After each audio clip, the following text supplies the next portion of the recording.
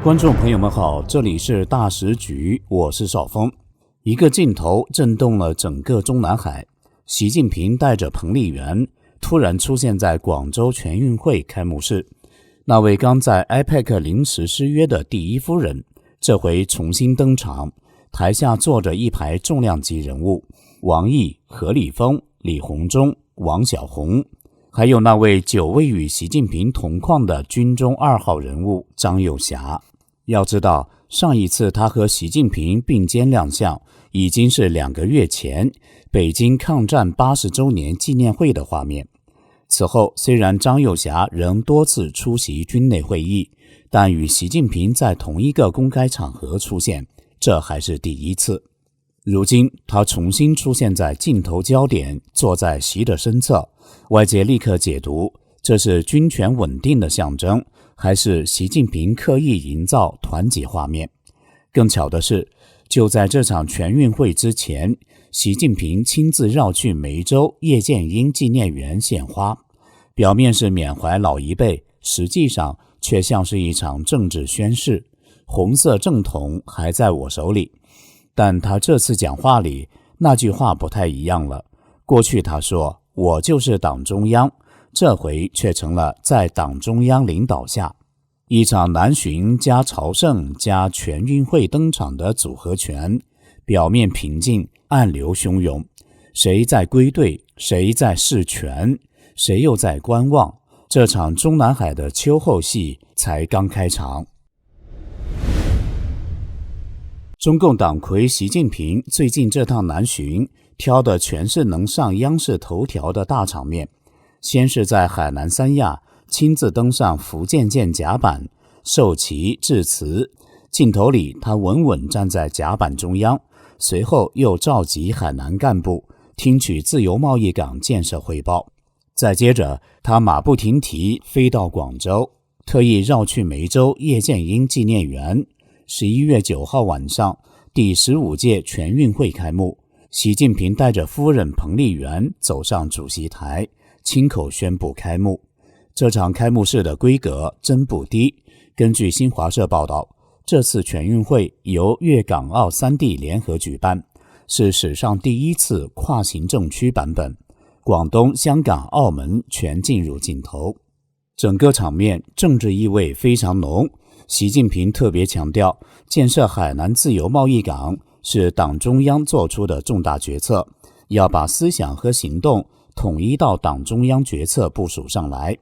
一句党中央成了这趟南巡的关键词。而这场开幕式的陪同名单也相当稳定，中共外交部长王毅、政协副主席李鸿忠、副总理何立峰、中央军委副主席张又侠、公安部长王晓红、国务委员兼全国妇联主席陈怡琴、政协副主席兼秘书长王东峰等，看上去阵容整齐，节奏正常。不过敏感的是这次同框的画面，因为军中2号人物张又侠已经有一段时间没在大型公开活动里出现。根据情报在线报道，张又侠虽属于习近平最信任的红2代将领，但近年军中整肃波及多名火箭军与装备系统高层，外界曾一度怀疑他的实权是否被削弱。这次他在广州亮相，与其同框，被视为军权稳定的一次视觉宣示。简单讲，就是我张又侠还在，习近平的军委体系还在我手里。还有一个人也被镜头捕捉到，彭丽媛。这一次她穿着深蓝色外套，神情从容，与以往外交场合的高调不同。要知道，就在上个月的韩国 IPEC 峰会上，彭丽媛原本在中共代表团陪同名单中，但最终临时消失。韩媒朝鲜日报直接点出，她的名字在最后一刻从官方名单中删除。这次突然现身广州主席台，被外界解读为归队亮相。有人认为，这是习在经历内外压力之后，重新整合家族与形象阵线的一个信号。也有人说，这是为了在国内观众面前强化领袖夫妇的统一形象，稳住内部信心。但真正让外界议论最多的还是那一点叶剑英纪念园。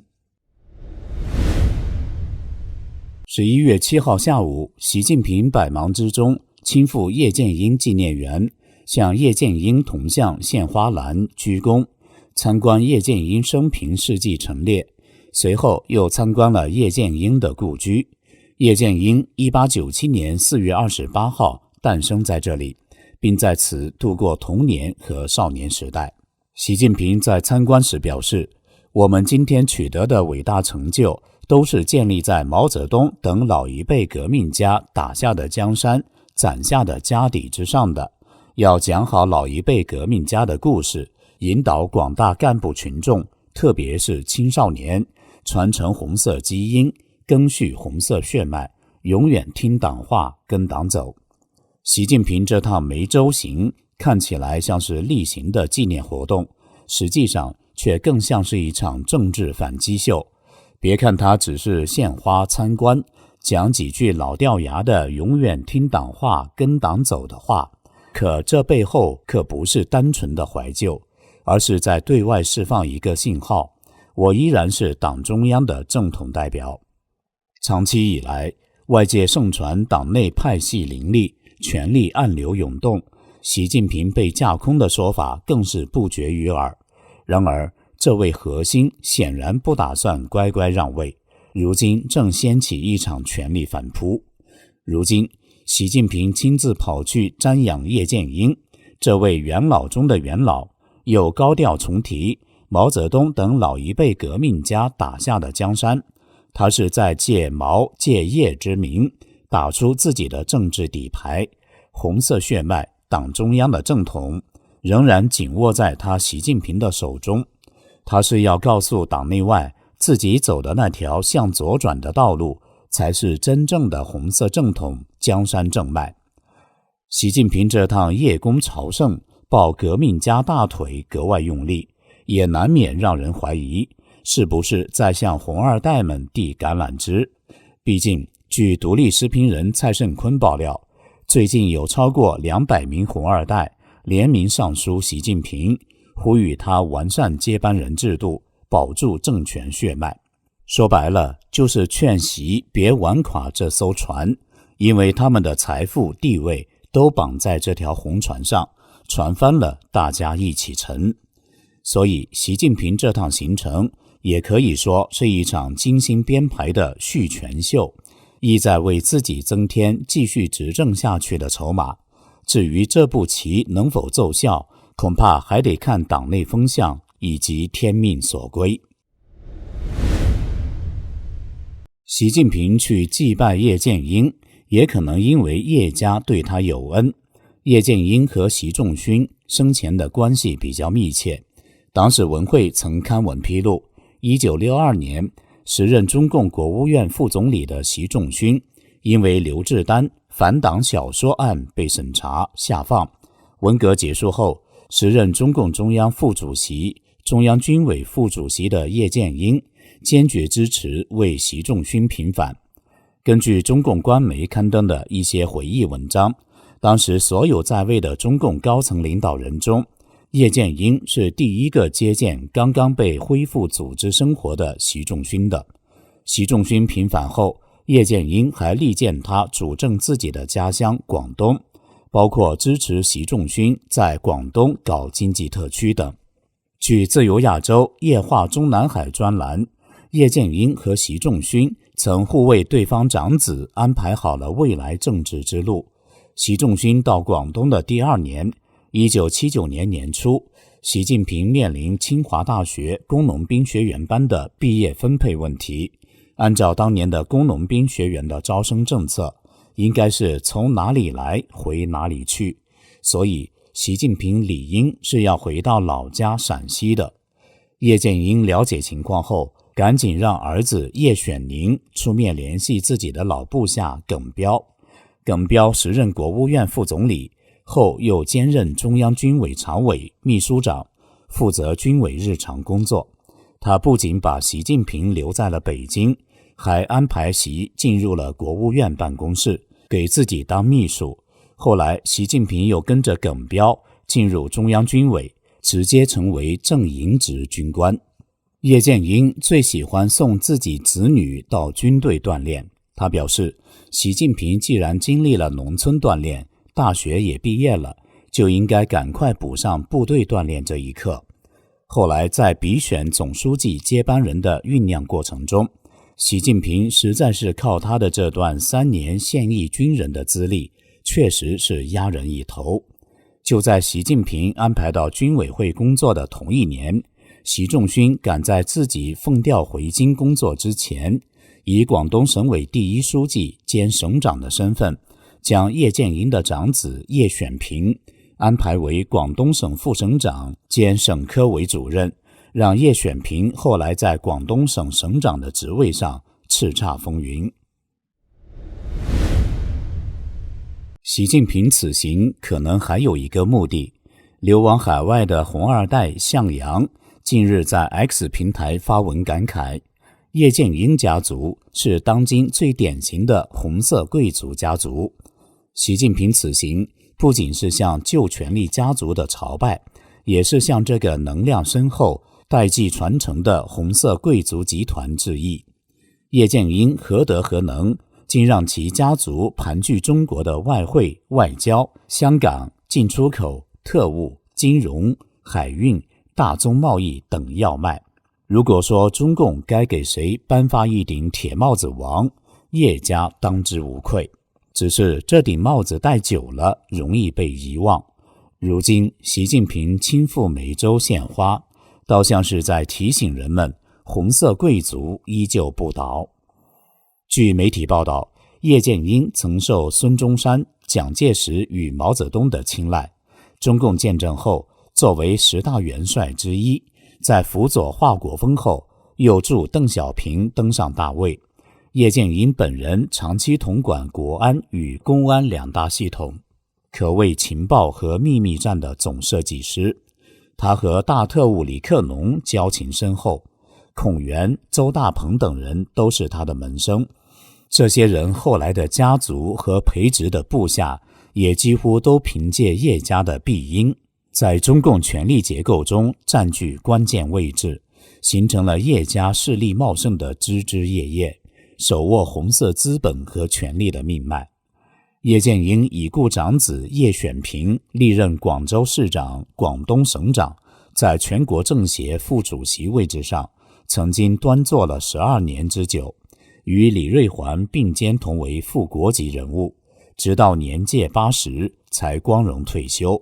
叶剑英的妻子吴小兰曾任深圳副市长，长期掌控土地、医疗与债务体系。他的父亲吴玉章为延安5老之一，当过人大校长。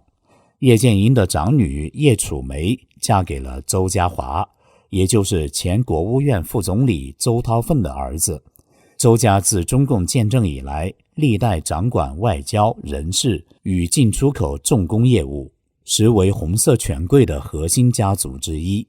这桩联姻更像是一场政治联合，让叶家势力进一步延伸至国务院以及对外经贸系统。叶剑英又被称为花帅，一生中有10数个女人陪伴他度过，其中一位夫人名叫曾宪直，出身非凡。她是曾国藩之弟曾国荃的后人，黄埔军校首批女官之一，后来更出任全国妇联主席，既有家世也有政治资历。这段婚姻让叶家与湘系名门结成联盟，进一步扩大了家族的影响力。两人的儿子叶选宁生前曾有太子党的精神领袖之称，威望极高。他左手挂名国务院侨办，右手掌控保利与凯利2大集团，手腕老辣，横跨金融与军火2界，是红色资本的典型操盘手。更传言他化名岳峰，身兼中共3大情报与特务机关的领袖之一，在秘密战线上运筹帷幄，据说还是陈云家族的重要盟友。2012年习近平上位后，叶选宁将他毕生的最大一笔财富这么多年潜伏在世界各地的卧底人员的名单悉数交到习近平的手上，同时交给习的还有当下中共所有历届常委一级的领导人在海外的私人存款的证明。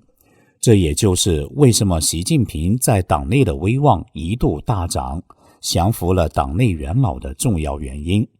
叶剑英的三儿子叫叶选连，曾任保利集团下属凯利集团董事长兼总裁，深圳国业实业有限公司董事长和国基控股有限公司总裁等职。叶家第三代的势力同样盘根错节。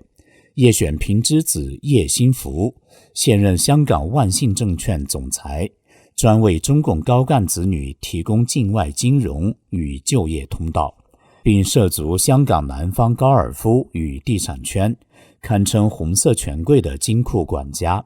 叶家还有个三代叫叶仲豪，一边担任广州开发区主任，一边经营国际运输与地产生意。整体来看，叶家在中共体制内地位特殊，历久不衰，从军工到金融，从情报到外交，处处都有叶系的影子。叶氏家族的血脉与实力仍在延续，也难怪习近平如此兴师动众前去朝拜。习近平这一趟南下海南、广东，我们听习讲话还是嗅出了不寻常的权力味道。习好像头上多了一个党中央。据路媒报道，11月6号，习近平在海南省三亚市听取工作汇报。他强调，建设海南自由贸易港是党中央做出的重大决策，在党中央集体统一领导下，全面实现海南自由贸易港建设目标。11月7号，在广州听取高官汇报时，习近平还是强调，学习贯彻全会精神是全党全国的一项重大政治任务，切实把思想和行动统一到党中央决策部署上来。而在以往我们听习近平讲话，习一尊就是党中央，从我就是中央到我在中央之下，转折点就在去年7月3中全会前后，疯传习近平中风那阵子。转折信号似乎是以前习说话是我决定，现在好像变成他们决定我服从，而那个党中央恐怕不再只代表习近平自己，也就是说，习一尊已经不再独尊。当一个过去代表党中央的人，如今要靠党中央的名义来给自己压舱，那么真正的权力还在习近平的手里吗？这里是大时局，感谢您的陪伴与思考，请订阅分享并打开小铃铛，一起在动荡中坚守真相，在黑暗中点燃希望。